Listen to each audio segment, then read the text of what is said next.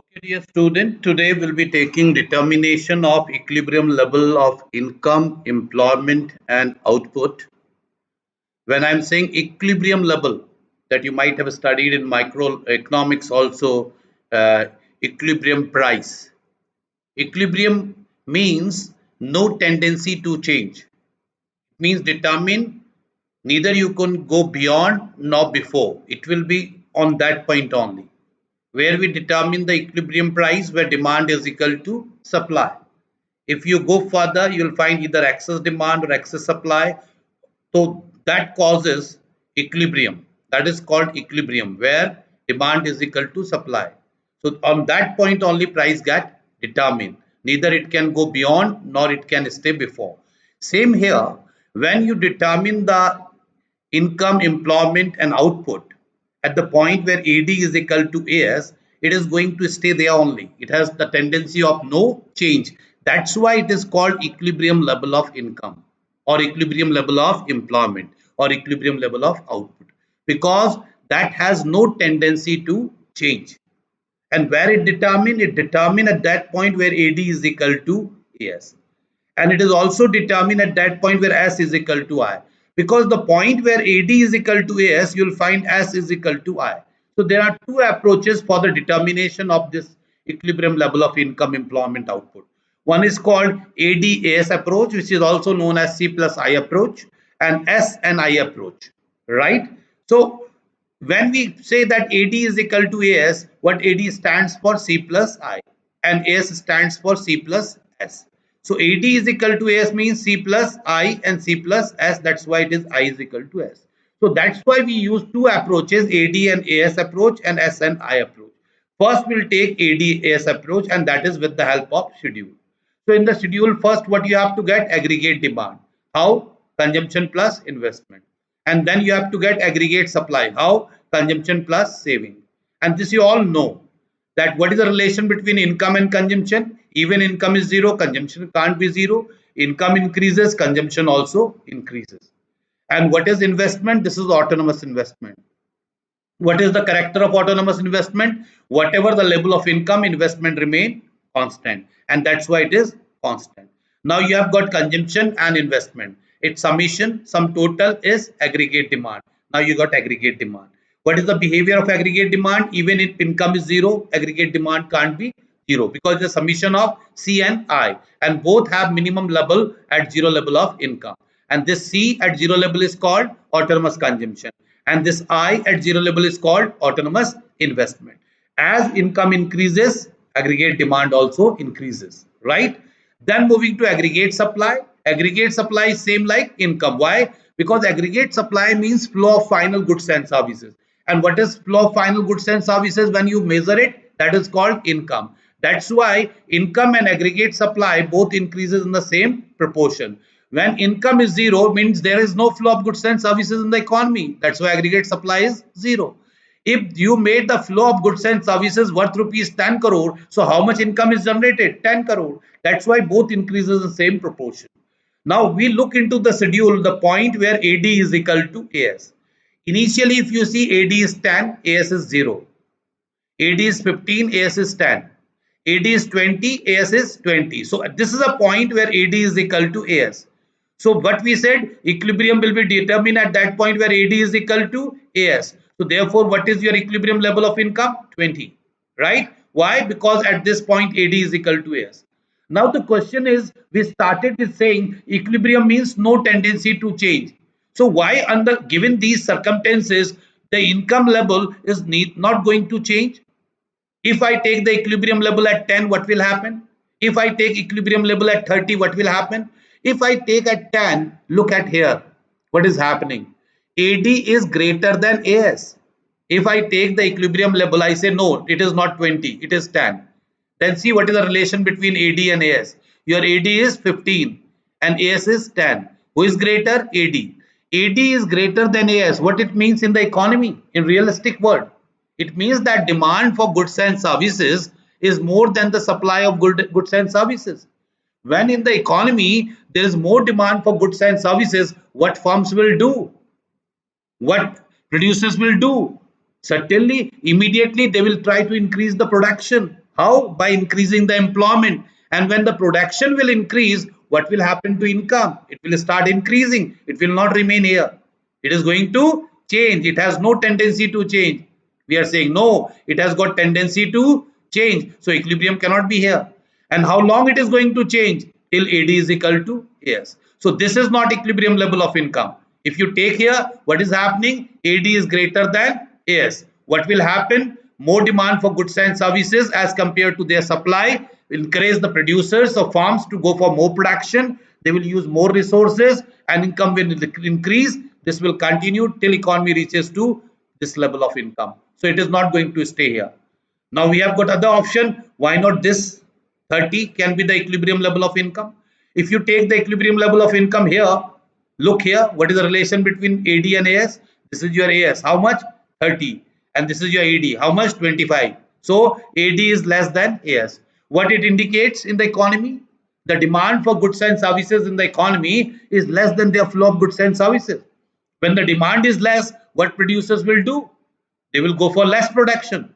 They will go for the less use of resources. Employment will decrease. And when they are going for less production, what will happen to this income? It is going to decrease. How long this will continue? Till economy again reaches to this level of income. So under given circumstances, the equilibrium level of income means that level of income which have no tendency to change is 20. And at 20, what is here? AD is equal to AS. Hence, equilibrium level is always determined at that point where AD is equal to AS. So what is a possible question? Explain with the help of schedule the determination of equilibrium level of income, or explain with the help of schedule what happens when AD is greater than AS or what happens when AD is less than AS. This is the explanation. So same explanation just I have given to you. So therefore, it is proved that equilibrium level of income will be determined at that point where AD is equal to AS. Now the same we are going to do with the help of diagram. If you have been asked the question, explain the determination of equilibrium level of income with the help of AD and AS curve or with the help of CN plus I approach. So first what you will do, you will draw aggregate demand curve. You know what is aggregate demand curve? It says even if income is zero, aggregate demand can't be zero. Why? Because aggregate demand is the summation of C and I. Even at zero level of income, we have minimum consumption and minimum investment. So that's why AD can't be zero. So it will start from any point of y-axis. As income increases, what happens to aggregate demand? It also increases. That's why it is upward sloping. Then moving to aggregate supply curve. Aggregate supply curve is at 45-degree angle, upward sloping straight line. Why? Because aggregate supply equals to income. That's why it is upward sloping straight line. Aggregate supply and income both increases in same proportion. That's why it is at 45-degree angle. This is your aggregate supply curve. Now at what point AD and AS are equal? The point where both will intersect. In the diagram where they are going to intersect? At point E. So here AD is equal to AS. What is the level of income? OY. So this is called equilibrium level of income.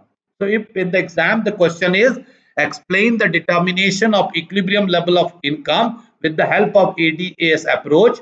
First you will draw AD curve, then you draw AS curve, find the point where both are intersecting and therefore the equilibrium level is OY. This is the explanation. In the diagram, AD is the aggregate demand curve which is upward sloping. AS is the aggregate supply curve which is upward sloping straight line at 45-degree angle.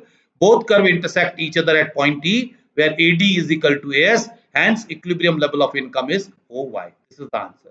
But if the question is what happens when AD is more than AS here, or what happens when AD is less than AS, this also you can explain with the help of diagram. If you take the equilibrium level before OY, if you take the equilibrium level before OY, like here, now what is the relation between AD and AS? AD is greater than AS. And if you take the equilibrium level beyond OY here at any point, what is the relation between AD and AS? AD is less than AS. Then what happens? See here. Y at the point, Y at that point only means where AD is equal to AS. What happens when AD is greater than AS or AD is less than AS? Here it should be less than. There is some printing mistake. Please make it less than, AD is less than AS. Now, if you look here, when we take the equilibrium before OY at this point, suppose, and from there, if I look into the relation between AD and AS, this is my AD and this is AS. So AD is greater than AS. AD is greater than AS means demand for goods and services is more than the supply of goods and services. So demand of goods and services is more. So what will happen to the producer? What will happen to the farms? They will go for more and more production. When they are going for more production, what will happen to income and employment? Both are going to increase. How long this will continue? Till economy again reaches to OY level. So what happens when AD is greater than AS? Economy finds more demand for goods and services as compared to supply. Producers go for more production, income increases, and economy moves from that to its equilibrium level, that is OY. Now, what happens if you take the equilibrium level beyond OY?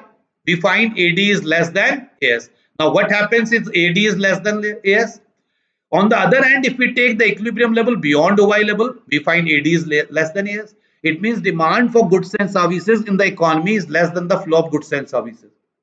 It means in the economy, people are demanding less goods and services. So what firms will do? They will go for less production. Please correct it. It will not more production. They will go for less production. And when they will produce less, what will happen to their income? Less. Employment, less. And how long it will take place? Till economy reaches from any point of this to OY level. So equilibrium will be always at OY level where AD is equal to AS. It cannot be before OY or it cannot be beyond OY. This is all about AD and AS approach. So what are the possible questions under AD and AS approach? First, determination with the help of schedule or diagram, and second, with the help of schedule and diagram, you have to explain that why equilibrium will be at that point where AD is equal to AS, or what happens when AD is greater than AS or AD is less than AS. Second approach is S and I approach. Here what we say, equilibrium that determine at that point where S is equal to I. So here, this is your I. What is the quality of I? Whatever the level of income, I remain constant. Why? It is autonomous investment, right? And this is your savings. How you get savings? Y minus C. Y minus C, you get savings. Now you see here, savings are less than investment. Here savings is equal to investment. Here savings are more than investment. Equilibrium will be at that point where S is equal to I. So at that point, what is the equilibrium level of income? 20, right? So if in the exam explained with the help of schedule, the determination of equilibrium level through S and I approach, you will make a schedule. Then you will write in the schedule when the level of income is 20, S is equal to I, that is 5 is equal to 5. So that will be the equilibrium level of income. But if the question is, what happens when S is less than I or S is greater than I? If we take the equilibrium level from 20 to 10, what is happening? S is less than I. And if we take the equilibrium level 30, what happens? S is greater than I. If S is less than I, what it means? Savings are less than I. It means what people are planning for. More savings or less savings? Less savings. They are desiring less savings. When people are planning to save less, what is their intention? They are going to spend more. So they are moving towards the market. They will spend more money. So when they will spend more money because of less savings, what will be the effect and impact on producers? They will go for more and more production because they are spending more, means there will be more demand for goods and services. So when they will go for more and more production, what will happen to income? Their income is going to increase and economy will move from this 10 to 20. So this happened when S is less than I. If S is more than I, it means economy is planning to save more. People are planning to save more. People are desiring to save more. When people are planning to save, what it means? They are not going to spend money in the market. So what will happen to the demand for goods and services? That is going to decrease. So what immediately the producers and farms will do? They will cut down their production. They will cut down the employment.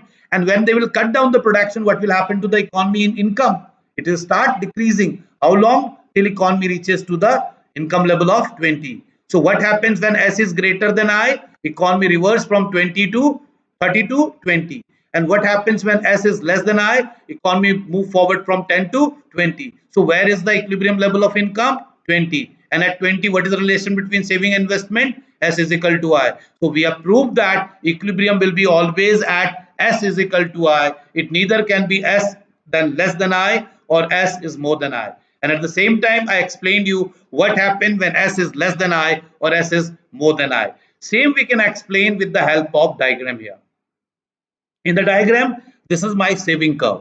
This we know, as income increases, saving also increases. That's why saving curve is upward sloping. And even if you take savings this way and from here you start, that is also right, because we know savings can be negative also. So there is no harm if you take the saving curve to this point also. But here we are taking from here, then also it is right. So what is SS saving curve? Why it is upward sloping? Because of direct relation between income and saving. This is the II curve. Why it is parallel to x-axis? Because it is autonomous investment. So whatever the level of income, y1, y2, y3, the investment remain constant. At what point these both curves intersect each other? Point E. Where they intersect, what is the relation between S and I? S is equal to I. So that is the point of equilibrium. So what is the equilibrium level of income? OY2.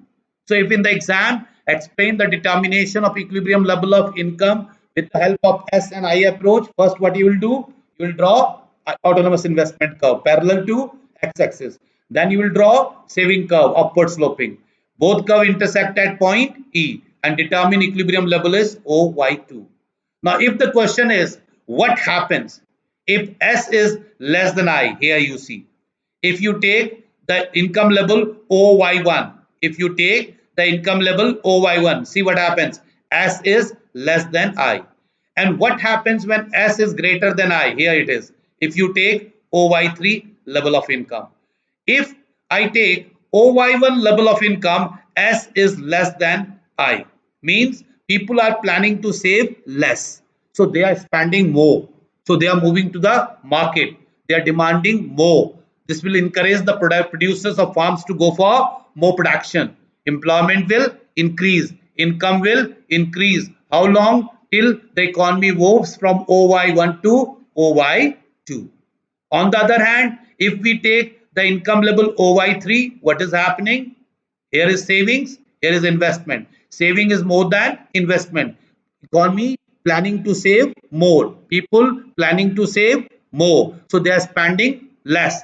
There will be less demand for goods and services in the market. What the producers will do? They will cut down the production. What will happen to employment? It will start decreasing. As a result, what will happen to income? It will start decreasing from OY3 level. And where it will stop? At OY2. So therefore, equilibrium will be always at that point where S is equal to I. It is neither beyond it nor before it. If it is before, S is less than I. If it is beyond, S is greater than I. So what is a possible question on the board? Explain the determination of equilibrium level of income with the help of S and I approach. What happens when Si is greater than I, or what happens when S is less than I? Explain with the help of diagram. See, here is the explanation. Once again, I am reading this explanation. In the above diagram, SS is the saving curve, upward sloping, and IA is the autonomous investment curve parallel to x-axis, because whatever the level of income, investment is not going to change. Both curve intersect each other at point E where S is equal to I. Therefore, equilibrium level of income is OY2. If we take the OY1 level of income here, what we find, saving is less than investment. This means people in the economy are planning to save less and spend more. All the firm will get encouraged. They will increase their production. Well, they will increase the production. As a result, they will use more resources. Employment will increase. Income will increase. And this will continue till OY2 level of income where S is equal to I. On the other hand, if we take OY3 level of income, what is happening? S is greater than I. When savings are more than investment, means people in the economy are planning to save more. You're planning to save more, which will discourage the firm for less production. Please correct it. Here it is not more production, because people are planning to save more. So it means they are going to spend less. जब लोग ये plan कर रहे हैं हमें save ज्यादा करना है तो स्पेंड कम करेंगे, तो फर्म डिस्करेज हो जाएंगी और वो प्रोडक्शन कम करेंगी. तो please correct it. It must be less production. When there will be less production, less use of resources, employment will decrease, income will decrease. How long this will continue? Till S is equal to I. This will continue from here till S is equal to I. Hence we prove that equilibrium level is always determined at that point where S is equal to I. This is all about the determination. In this, we have to work over the two approaches. One, we have to prove why equilibrium is determined at that point where AD is equal to AS. Why equilibrium is determined at that point where AD is equal to AS at this point. And what happens if we are beyond this level, AD is less than AS. And what happens if we are before this level, AD is greater than AS. And what is the effect of it? That also we must know. Then second, we must know the explanation of determination with the help of S and I approach. What happens when S is less than I and what happens when S is more than I. This is all about the determination of equilibrium level of income, employment and output through ADAS approach and S and I approach. Thank you.